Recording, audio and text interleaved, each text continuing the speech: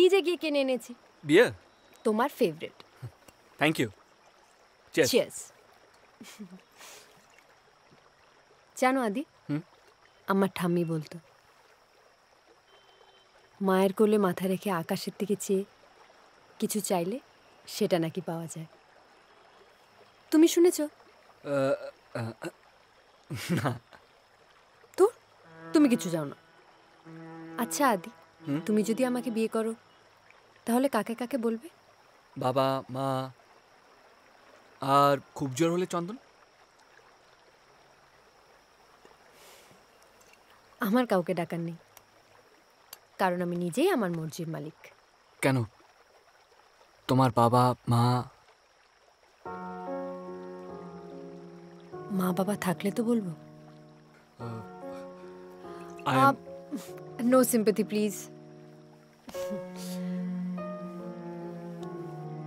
আমি যখন খুব ছোট তখন আমার মা বাবা মারা যায়। আমি ছোটবেলা থেকে অনাথ আশ্রমেই বড় হয়েছি। তারপরে মামার বাড়ি চলে আসি। স্কুল, কলেজ, স্কলারশিপ, একটা চাকরি, এইভাবেই জীবনটা কেটে যায়। এসব নিয়ে ভাবি না, কিন্তু তোমায় বলতে ইচ্ছে করলো আজ। জানো আদি, তোমার কাছের মানুষ যখন তোমাকে একলা ফেলে রেখে চলে যায়, পৃথিবীর রং হারিয়ে এক মুঠো ছাই হয়ে যায়। মনে হয় সব শেষ, জীবনটা থমকে গেছে।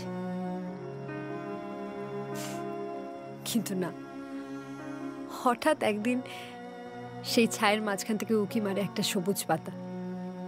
জীবনটা আবার নতুন করে শুরু হয়। আমি বলে ফেলেছি। তোমার কিছু বলার আছে?